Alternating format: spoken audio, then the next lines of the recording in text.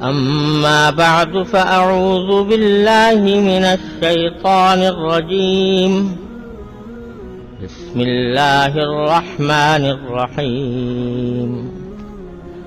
قل إن صلاتي ونسكي ومحياي ومماتي لله رب العالمين.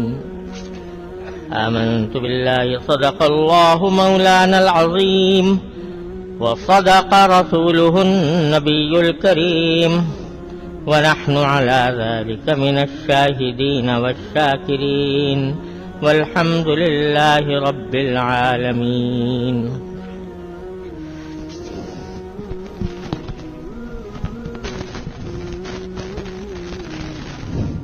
بزرگان محترم اور برادران عزیز،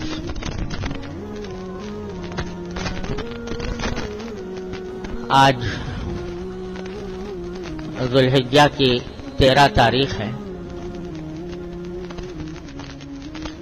اور ایام تشریق جن دنوں کو کہا جاتا ہے ان کا یہ آخری دن ہے. یہ وہ موقع ہے جب مسلمان دو بڑی عظیم عبادتوں کی انجام دہی کے بعد فارغ ہوتے ہیں. دو ایسی عبادتیں جو اسی زمانے میں اللہ تبارک و تعالی نے مقرر فرمائی ہیں اور جو اور کسی دن انجام نہیں دی جا سکتی. ایک حج کی عبادت جو آج تکمیل کو پہنچی ہے. اللہ تبارک و تعالیٰ کے وہ خوش نصیب بندے جنہیں اللہ تبارک و تعالیٰ نے حرمین شریفین میں حاضری کی توفیق عطا فرمائی، وہ حج کی عظیم الشان عبادت مکمل کر کے آج فارغ ہوئے ہیں. اور جو لوگ حج کی سعادت حاصل نہیں کر سکے، اللہ تبارک و تعالی نے پوری دنیا میں ان کو قربانی کی عبادت انجام دینے کی توفیق عطا فرمائی. اور یہ قربانی کے 3 ایام جو کل ختم ہوئے ہیں، انہی دنوں میں یہ عظیم عبادت انجام پائی ہے. اور آج کا دن اللہ تبارک و تعالی کی ضیافت اور مہمانی کے دنوں میں سے چوتھا دن ہے. حدیث میں رسول کریم سرور دو عالم صلی اللہ علیہ وسلم نے ارشاد فرمایا کہ یہ 4 دن یعنی 10 ذی الحجہ سے لے کر 13 ذی الحجہ تک، یعنی آج کے دن تک، یہ اللہ تبارک و تعالیٰ کی طرف سے اپنے سارے بندوں کی مہمانی کے دن ہے. اس میں اللہ تبارک و تعالیٰ نے ان دنوں کو کھانے پینے کے دن بنایا. انہا ایام اکل و شرب، حدیث میں فرمایا نبی کریم صلی اللہ علیہ وسلم، یہ کھانے اور پینے کے دن ہے. اور اسی لیے ان دنوں میں روزہ رکھنا منع ہے. 10 ذی الحجہ سے لے کر آج تو 13 ذی الحجہ تک اگر کوئی شخص روزہ رکھنا چاہے گناہگار ہوگا، کیونکہ نبی کریم سرور دو عالم صلی اللہ علیہ وسلم کے ارشاد کے مطابق یہ اللہ تعالیٰ کی مہمانی کے دن ہے اور اس میں کھانے پینے سے پرہیز کرنا گویا اللہ تبارک و تعالیٰ کی دعوت کو رد کرنا ہے. اور یہی درخت سبق سکھایا جا رہا ہے ان ساری عبادتوں کے پیچھے کہ دیکھو یکم ذی الحجہ سے لے کر ذی الحجہ کی پہلی تاریخ سے لے کر 9 تاریخ تک روزہ رکھنے کی اتنی فضیلت تھی جیسے پچھلے جمعہ بھی عرض کیا تھا کہ ایک دن کا روزہ 1 سال کے روزے کے برابر، اتنی فضیلت بیان فرمائی گئی تھی. 10ویں تاریخ آئی روزہ رکھنا منع ہے. 10 تاریخ کو، 11 تاریخ کو، 12 تاریخ کو، 13 تاریخ، آج کے دن بھی روزہ رکھنا منع ہے. وہی عبادت ہے. اللہ تعالی کے لیے آدمی روزہ رکھتا ہے، کھانے پینے سے پرہیز کرتا ہے، لیکن 9 تاریخ تک رکھو گے اتنا بڑا اجر و ثواب، اور 10 سے لے کر 13 تاریخ تک رکھو گے تو ثواب ہی نہیں ہوتا، گناہ. سبق یہ دیا جا رہا ہے کہ کسی عمل میں اپنی ذات میں کچھ نہیں رکھا، جو کچھ ہے ہمارے حکم میں ہے. جب ہم نے حکم دیا تھا کہ روزہ رکھو، جب ہم نے کہا تھا کہ روزہ رکھنے کی فضیلت ہے، روزہ رکھنے کی فضیلت ہے، لیکن جب ہم نے منع کر دیا وہی روزہ حرام ہو گیا، وہی روزہ ناجائز ہو گیا. اب اگر کوئی رکھے گا گناہ ہوگا. حج کی عبادت ان 4-5 دنوں کے اندر انجام پاتی ہے، اور ان دنوں کے علاوہ کسی اور دن چلے جاؤ. آج چلے جاؤ عرفات میں، میدان خالی پڑا ہوا ہے، آج چلے جاؤ، سارے دن وہاں بیٹھ کے عبادت کرتے رہو، حج کی عبادت انجام نہیں پائے گی. جمرات آج بھی موجود ہیں، لیکن آج اگر تم ان کی رمی کرنا چاہو تو وہ رمی معتبر نہیں، اس سے کوئی حج ادا نہیں ہوتا. تو سارا در حقیقت تصور یہ دیا جا رہا ہے کہ مسلمان کو یہ چاہیے کہ وہ ہر وقت اپنے اللہ کی اتباع کی فکر میں رہے، جس چیز سے روک دیا رک جائے، جس چیز کا حکم دیا وہ کر لے. اور یہی معنی ہے جب قربانی کی جاتی ہے جانور کی، تو سنت ہے کہ آدمی ایک تو بسم اللہ اللہ اکبر تو پڑھتا ہی ہے، لیکن فرمایا کہ یہ کہو قربانی کرتے وقت کہ ان صلاتی و نسکی و محیایا و مماتی للہ رب العالمین. یہ کہو کہ میری نماز اور میری قربانی اور میرا جینا اور میرا مرنا سب اللہ کے لیے ہے جو رب العالمین ہے. یہ کہو قربانی کرتے وقت. کیا بات سکھائی گئی ہے؟ ذرا سوچنے کی بات ہے کہ نماز اللہ کے لیے ہے، بات سمجھ میں آ گئی. نماز ایک عبادت ہے اور عبادت اللہ ہی کے لیے ہوتی. نسکی میری قربانی اللہ کے لیے ہے، یہ بات بھی سمجھ میں آ گئی، کیونکہ قربانی عبادت ہے، اللہ ہی کے لیے ہوتی ہے. لیکن آگے کیا بڑھا دیا کہ محیا و ماتی للہ رب العالمین، میرا جینا اور مرنا یہ بھی اللہ کے لیے ہے. کیا مطلب اس کا کہ میرا جینا بھی اللہ کے لیے، میرا مرنا بھی اللہ کے لیے؟ یہ بڑا عظیم سبق ہے جو ان کلمات نے عطا فرمایا، جو ہم قربانی کے وقت میں ادا کرتے ہیں. میرا جینا اور مرنا اللہ کے لیے ہے، مانا یہ کہ ایک مسلمان کی پوری زندگی اور صبح سے لے کر شام تک کی تمام مصروفیات اور تمام کام یہ اللہ ہی کے لیے ہونے چاہیے، اور ہو سکتے ہیں اگر انسان اپنی زندگی کو صحیح نیت اور صحیح طریقے سے گزارے تو اس کا کوئی کام ایسا نہیں ہے جو اللہ کے لیے نہ ہو. بظاہر دیکھنے میں دنیا داری کے کام معلوم ہوتے ہیں، کھانا ہے، پینا ہے، سونا ہے، جاگنا ہے، روزی کمانا ہے، تجارت کرنا ہے، ملازمت کرنا ہے، کھیتی باڑی کرنا ہے، لوگوں سے ملنا جلنا ہے، رشتہ داروں کے ساتھ ملاقات ہے، دوست احباب کے ساتھ ملاقات ہے، بات چیت ہے. بظاہر دنیا کے کام معلوم ہو رہے ہیں، لیکن یہ آیت کریمہ ہمیں سکھا رہی ہے کہ اگر تم چاہو تو یہ سارے کام یہ اللہ کے لیے ہو جاتے ہیں، یہ سب عبادت بن جاتے ہیں، ان سب پر ثواب ملتا ہے. شرط صرف 2 ہیں، ایک یہ کہ نیت صحیح ہو اور طریقہ صحیح ہو.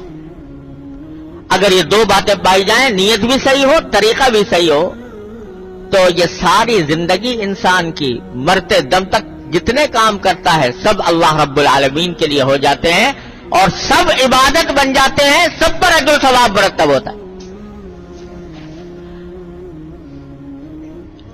نیت صحیح ہو کہ جو کام بھی کرے آدمی اس کے بارے میں سوچے کہ میں کیوں کر رہا ہوں۔ کھانا کھا رہے ہیں، اچھا لذیذ کھانا ہے اور سامنے آیا تو ایک تو نیت یہ ہو سکتی ہے کہ بھئی بڑا مزیدار کھانا ہے، مزہ آئے گا، کھاؤ۔ یہ تو نیت اگرچہ جائز ہے، اللہ تعالیٰ نے کوئی حرام نہیں کیا، لیکن اس سے یہ کھانا عبادت نہیں بنے گا۔ لیکن اگر دوسری نیت ہو کہ یہ لذیذ کھانا اللہ جل جلالہ کی عطا ہے، اللہ تبارک و تعالیٰ نے اپنے فضل و کرم سے مجھے عطا فرمایا، اور نبی کریم سرور دو عالم صلی اللہ علیہ وسلم کی سنت یہ تھی کہ جب کھانا اچھا سامنے آتا تو آپ اللہ تعالیٰ کا شکر ادا فرماتے اور شکر ادا کر کے کھا لیتے تھے۔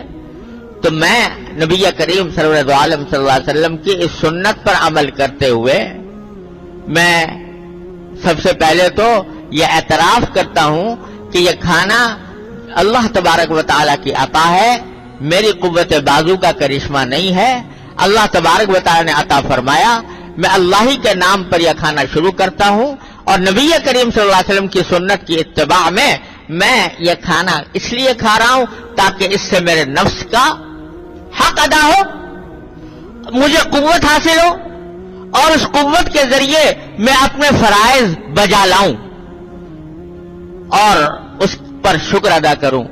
اس نیت سے آپ کھانا کھاؤ بسم اللہ الرحمن الرحیم پڑھ کے، تو لذت بھی حاصل کرو، اور لذت حاصل کرنے کے ساتھ ساتھ یہ سارا عمل تمہارا عبادت بن گیا، اس پر اجر و ثواب بن۔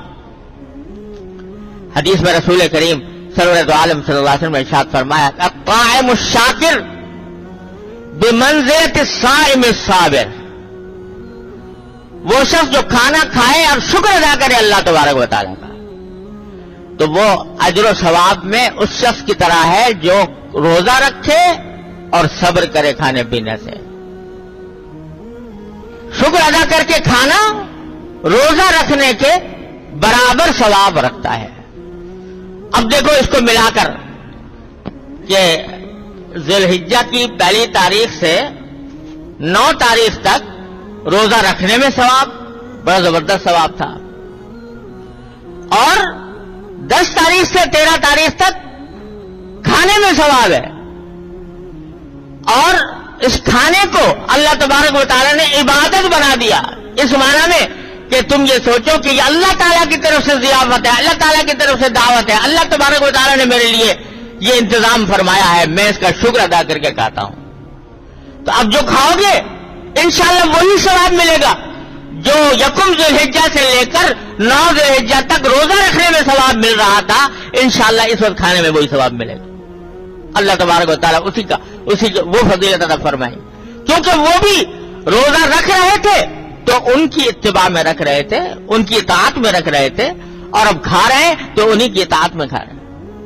تو یہ میرا جینا بھی اللہ کے لیے ہو گیا۔ تو کھانا اللہ کے لیے، پینا اللہ کے لیے، روزی کمانا چاہے تجارت کے ذریعے ہو چاہے ملازمت کے ذریعے ہو، حلال ملازمت کے ذریعے ہو یا کھیتی باڑی کے ذریعے ہو، محنت مزدوری کے ذریعے ہو، تو یہ اس میں بھی ایک نیت تو یہ ہو سکتی ہے بھائی پیسے ملیں گے آخر میں جا کے اور پیسے سے اپنی ضروریات پوری کریں گے، بات ختم ہو گئی۔ یہ بھی جائز ہے، اللہ نے کوئی حرام نہیں کیا، لیکن اگر اسی میں یہ نیت کرو کہ روزی میں اس لیے کما رہا ہوں کہ اللہ تبارک و تعالیٰ نے میرے اوپر کچھ ذمہ داریاں عائد کی ہیں، اپنی جان کی بھی، اپنی بیوی بچوں کی بھی، اپنی اولاد کی بھی، اپنے گھر والوں کی بھی، میں اس لیے روزی کما رہا ہوں تاکہ ان حقوق کو ادا کروں، اور اس لیے روزی کما رہا ہوں کہ نبی کریم سرور دو عالم صلی اللہ علیہ وسلم کی سنت ہے، آپ نے تجارت بھی کی ہے، آپ نے مزدوری بھی کی ہے، آپ نے کھیتی باڑی بھی کی ہے، تو میں آپ کی سنت کی اتباع میں یہ کام کر رہا ہوں تاکہ اپنی زندگی کے فرائض ادا کر سکوں. یہ نیت کر لو گے تو جتنا وقت جتنی محنت اس روزی کمانے میں خرچ ہوگی وہ سب عبادت ہے اللہ تبارک و تعالی. یہاں تک فرمایا گیا کہ التاجر الصدوق الامین مع النبیین والشہداء یوم القیامہ او کما قال صلی اللہ علیہ وسلم، کہ وہ تاجر جو سچا ہو اور امانت دار ہو وہ قیامت کے دن انبیاء اور صدیقین کے ساتھ اٹھایا جائے گا. انبیاء اور صدیقین کے ساتھ، کیا مرتبہ ہے! انبیاء اور صدیقین کے ساتھ اٹھایا جائے گا. تاجر ہو، سچا ہو، امانت دار. جو آدمی اس غرض سے تجارت کرتا ہے کہ اللہ تعالیٰ نے میرے اوپر جو فرائض عائد کیے ہیں وہ میرے پورے ہو جائیں. یہاں تک کہ بیوی بچوں کے ساتھ ہنسنا بولنا اور ان کے ساتھ خوش طبعی کی بات کرنا، بظاہر دیکھنے میں تو دنیا کا کام لگ رہا ہے، لیکن اگر آدمی ان کو اس نیت سے کرے کہ اللہ تبارک و تعالی نے بیوی بچوں کے ساتھ حسن سلوک کو کا حکم دیا ہے اور نبی کریم صلی اللہ علیہ وسلم کی سنت تھی کہ آپ اپنے گھر والوں کے ساتھ خوش خلقی کے ساتھ پیش آتے تھے، ان کے مزاجوں کی رعایت رکھتے تھے، ان کا خیال رکھتے تھے، ان کو خوش کرنے کی کوشش فرماتے تھے. میں آپ کی سنت کی اتباع میں یہ کام کر رہا ہوں تو وہ عمل بھی ثواب مل گیا، وہ عمل بھی عبادت بن گیا. یہاں تک کہ ایک حدیث میں آتا ہے کہ نبی کریم سرور عالم صلی اللہ علیہ وسلم نے فرمایا کہ اگر تم کوئی لقمہ اپنی بیوی کے منہ میں اٹھا کر دو گے وہ بھی صدقہ ہے، یعنی اس کے اندر بھی صدقے جیسا ثواب ہے. اور ایک حدیث میں فرمایا کہ یہاں تک کہ میاں بیوی کے جو خاص تعلقات ہوتے ہیں ایک مومن کو اس پر بھی ثواب ملتا ہے. صحابہ کرام نے عرض کیا کہ یا رسول اللہ اس پر کیسے ثواب ملتا ہے جبکہ وہ تو ہم اپنی نفسانی خواہش کو پوری کرنے کے لیے کرتے ہیں. تو رسول کریم صلی اللہ علیہ وسلم نے فرمایا کہ اگر تم یہ نفسانی خواہش ناجائز طریقے سے پوری کرتے، حرام طریقے سے پوری کرتے تو گناہ ہوتا کہ نہیں؟ عرض کیا کہ ہاں گناہ ہوتا. کہا کہ جب تم اللہ تعالیٰ کے حکم کی اتباع میں اس کو جائز طریقے سے پوری کر رہے ہو اللہ تعالیٰ اس پر اجر و ثواب تمہیں عطا فرماتا. تو غرض مومن کی زندگی کا کوئی کام ایسا نہیں ہے جو اللہ کے لیے نہ ہو سکے اور جس کو انسان عبادت نہ بنا سکے. شرط صرف کیا ہے؟ ایک ہی کہ نیت صحیح ہو اور دوسرے طریقہ صحیح ہو. طریقہ صحیح ہونے کا معنی یہ کہ شریعت کے دائرے میں ہو، شریعت کے احکام کی پوری رعایت کرتے ہوئے ہو، کوئی کام ناجائز اور حرام نہ کرے آدمی. یہ معنی ہے کہ محیایا و مماتی للہ رب العالمین، میرا صرف نماز اور قربانی تو ہے ہی اللہ کے لیے، میرا جینا بھی اللہ کے لیے، میرا مرنا بھی اللہ کے لیے جو رب العالمین ہے. یہ سبق دیا جا رہا ہے اور یہی سبق ہے در حقیقت ان ایام کا، قربانی کا اور ان عبادتوں کا جو ان ایام میں فرض کی گئی ہے. اللہ تبارک و تعالی ہمیں اس حقیقت کو صحیح سمجھنے کی توفیق عطا فرمائے اور اس پر اپنی زندگی کو ڈھالنے کی توفیق عطا فرمائے. آج سے ہم یہ ارادہ کر لیں کہ جو کام کریں گے اللہ کے لیے کریں گے، جو کام کریں گے اللہ کے لیے کریں گے، نبی کریم صلی اللہ علیہ وسلم کی سنت کی اتباع کے لیے کریں گے تو ساری زندگی عبادت بن جاتی ہے. اللہ تبارک و تعالیٰ اپنے فضل و کرم سے مجھے بھی اور آپ کو بھی اس کی توفیق عطا فرمائے. وآخر دعوانا الحمدللہ رب العالمین.